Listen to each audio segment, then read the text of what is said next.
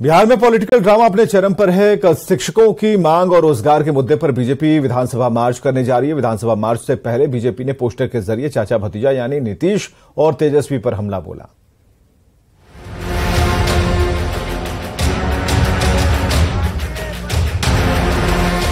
बिहार में सियासी पारा हाई है। एक तरफ तेजस्वी के इस्तीफे की मांग को लेकर विधानसभा में लगातार हंगामा हो रहा है, दूसरी तरफ शिक्षकों के आंदोलन को लेकर सियासत भी चरम पर है। गुरुवार को बीजेपी नियोजित शिक्षकों को राज्यकर्मी का दर्जा देने और 10 लाख नौकरी के वादे को लेकर विधानसभा का मार्च करने जा रही है। विधानसभा मार्च से पहले बीजेपी ने चाचा भतीजे यानी नीतीश और तेजस्वी पर पोस्टर वार किया है। पोस्टर में चाचा और भतीजा रोजगार और नौकरी का बैग और सूटकेस लेकर भागते दिख रहे हैं, तो जनता भी दोनों के पीछे भागती दिख रही है। कि देखिए किस तरह से सीएम नीतीश कुमार हाथ में 10 लाख रोजगार का बैग लिए हैं और डिप्टी सीएम तेजस्वी यादव माथे पर 10 लाख नौकरी का सूटकेस लिए हुए भागते हुए दिख रहे हैं।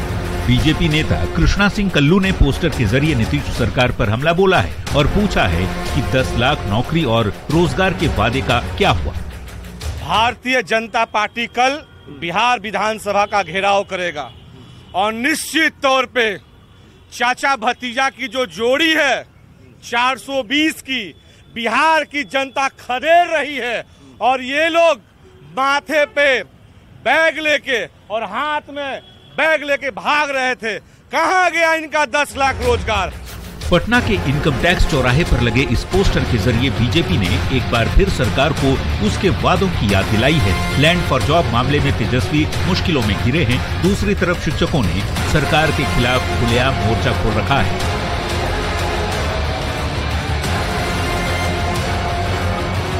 ऐसे में विधानसभा मार्च से पहले बीजेपी ने 10 लाख नौकरी के वादे को लेकर पोस्टर के जरिए सरकार की दुखती रग पर हाथ रख दिया है कि विधानसभा मार्च से पहले पोस्टर लगाए गए हैं और महागठबंधन सरकार यानी बिहार के सीएम नीतीश कुमार और डिप्टी सीएम तेजस्वी यादव पर निशाना साधा जा रहा है। कैमरामैन सुबोध के साथ रजनीश कुमार, न्यूज़ 18 पटना। बिहार के शिक्षक संघ के साथ साथ महागठबंधन की लेफ्ट पार्टी के नेताओं का आक्रोश सरकार के प्रति बढ़ने लगा। शिक्षकों पर कार्रवाई के विरोध में अब माध्यमिक शिक्षक संघ ने साफ चेतावनी दी है कि अगर कार्रवाई स्थगित नहीं की जाती तो स्थिति बिगड़ सकती है। वहीं लेफ्ट के एमएलसी संजय कुमार सिंह ने भी साफ कहा कि एक तरफ वार्ता की बात और दूसरी तरफ नौकरशाह की कार्रवाई सामने, ये बर्दाश्त नहीं होगा। विधानमंडल में की गई घोषणा के खिलाफ कोई नौकरशाह आदेश दंडात्मक कार्रवाई का शोकॉज भी शुरू हो गया और शोकॉज शुरू हो गया। पटना का तो कल 2 शिक्षक हमारा निलंबित भी हो चुका है। इसलिए हमने लिखा कि यदि आप 4 लाख शिक्षकों के विरुद्ध कार्रवाई को वापस नहीं करेंगे तो किस समय क्या फैसला हो जाएगा ये हमारे नियंत्रण के बाहर हो जाएगा। स्थिति गंभीर हो गई। तीनों वाम दलों का भी यह सामूहिक निर्णय है कि नियोजित शिक्षकों के इस सवाल पर तीनों वाम दल के जितने जनप्रतिनिधि विधानसभा में हो या विधान परिषद में एकजुट होकर हम शिक्षकों की आवाज को बुलंद करेंगे और वही हमने किया है। अगवानी घाट पुल हादसे को लेकर जुबानी जंग जारी है। मामले में कार्रवाई नहीं होने को लेकर बीजेपी ने सवाल उठाए तो डिप्टी सीएम तेजस्वी ने इसका जवाब दिया। अगवानी पुल 1717 करोड़ पानी में बह गया।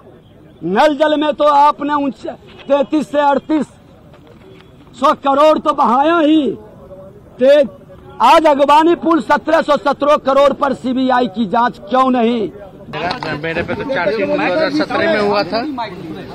अरे चार्जशीट 2017 में हुआ था कि नहीं हुआ था? 17 से 23 हो गया। 6 साल में क्या हुआ तो भगवान ही जानता है।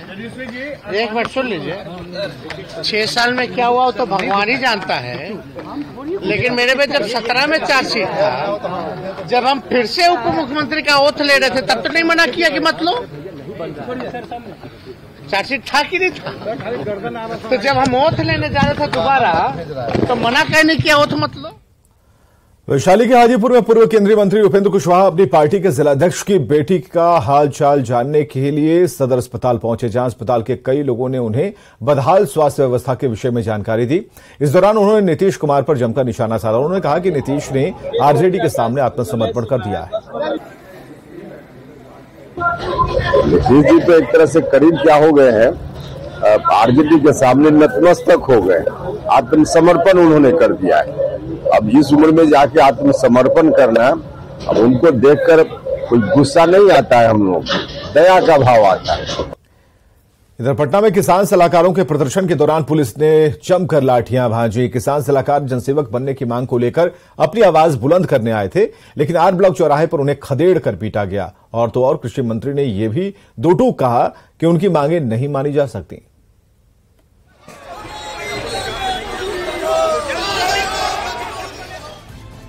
महासंग्राम की ये तस्वीरें हैं पटना के आर ब्लॉक चौराहे की। आर ब्लॉक चौराहा युद्ध के मैदान में तब्दील हो गया। एक तरफ किसान सलाहकार हैं, दूसरी तरफ पुलिस है। आंदोलनकारी किसान सलाहकारों को पुलिस दौड़ा दौड़ाकर पीट रही है। किसान सलाहकारों पर जमकर लाठियां बरस रही हैं। राजधानी की सड़कों पर बवाल की ये तस्वीर हैरान करने वाली है।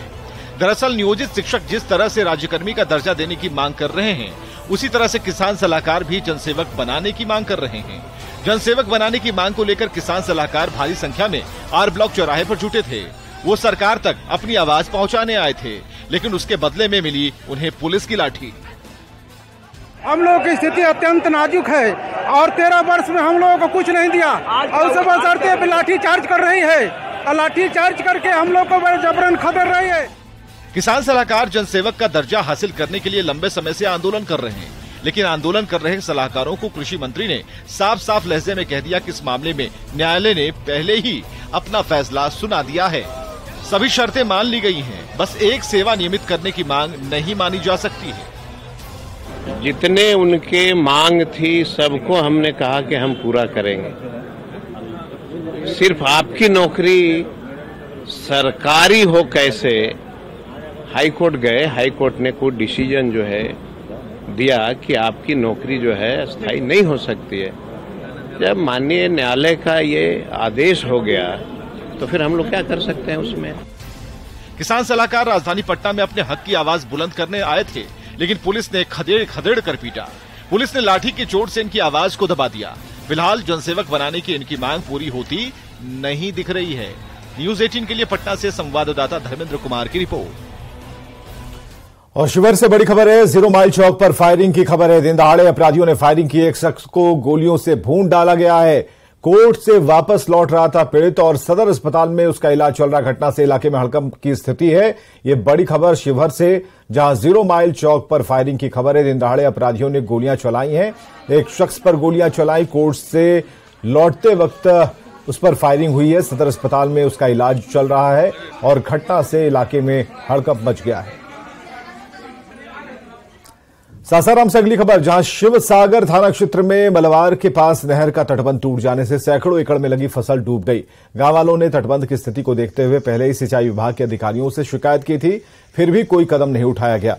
नतीजा, नहर का किनारा टूट गया और इलाके में काफी दूर तक खेत में पानी ही पानी है। इससे धान का बिचड़ा भी डूब गया है।